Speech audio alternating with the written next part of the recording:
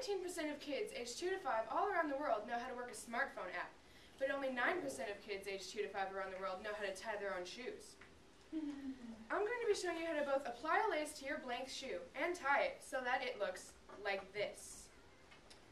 First, I'll show you the lacing up process, then I'll demonstrate the tying process.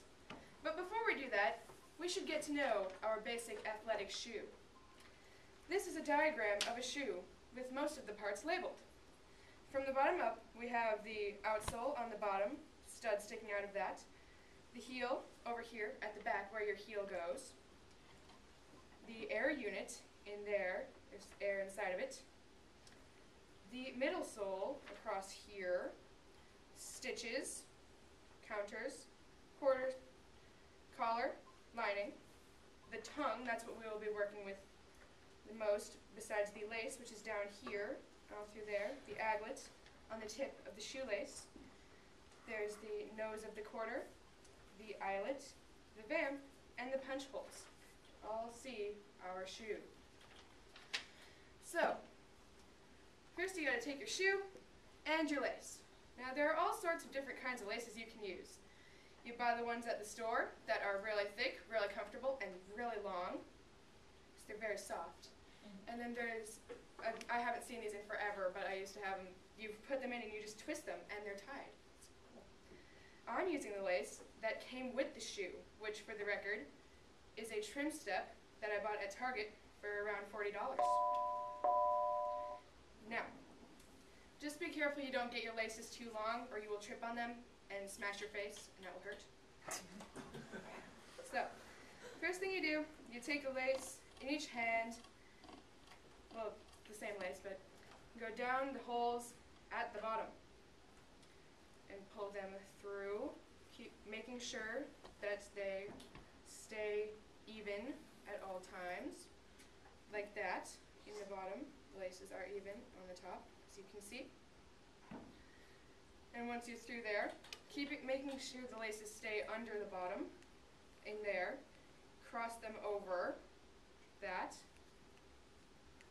and pull it up the other side, going up. Now as you're going up, you need to be careful that you don't pull up too hard and stab yourself in the eye with the aglet. That would hurt. So now you're up the other side, again making sure they stay straight. And instead of just crossing over to the next hole, you go down under and come up the next hole across on that other side, making sure the lace doesn't get caught on your shoe. Doing the same to both sides, as in algebra. Shoe tying is very much like algebra. Same to one side as you do on the other. Then we're going to pull our tongue into play, because this shoe has a loop in the middle of the tongue of the shoe. Instead of crossing back through holes, we're going to cross into that, which will pull the tongue up with the rest of the shoe, instead of flopping down into the middle, like that. Just pull through. And there are two other loops on the sides. So here we're not crossing at all. We're going straight through the holes on this side, like that, if you can all see. Same again to both sides. Very repetitive process. Then we have to go back to the holes. It's over, down, and back up the other side. Same as we did before. Sure both sides you got there. Doing a last check to make sure you have them straight. And they are. And that is lacing the shoe. But we're not done yet, because your shoe is still untied. So I have been tying my shoes for about 11 years, approximately.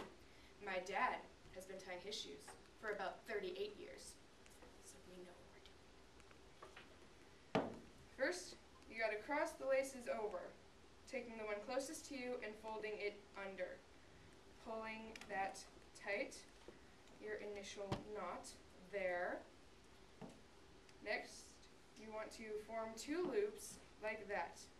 Some people call them bunny ears when they teach it to little kids, because little kids can relate to stories about bunnies. Taking these two bunny ears, as we're going to call them, and crossing them over as we did with the single strands of lace, one closest to you, going under. And that is a single knot. But for best results, we're going to make a double knot, which is the exact same thing. Cross the loops over again, closest to you, pull under, and pull tight. That is your shoe. Now, just to be clear here, before you do all this to your shoe, you may want to put the shoe on your foot. Shoes were invented for the use of feet, to keep you from getting hurt by things you absent-mindedly decided to step on. They're also very comfortable if you buy the right ones. Therefore, this is a simple and rewarding process. Shoe tying is an art that can be done by most people. Now, there was a question raised whether I should bring a bunch of old shoes for you all to sample.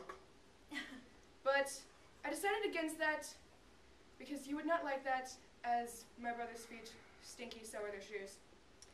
Yep. So, are you ready to break out of this mold, set for us, and tie your own shoes?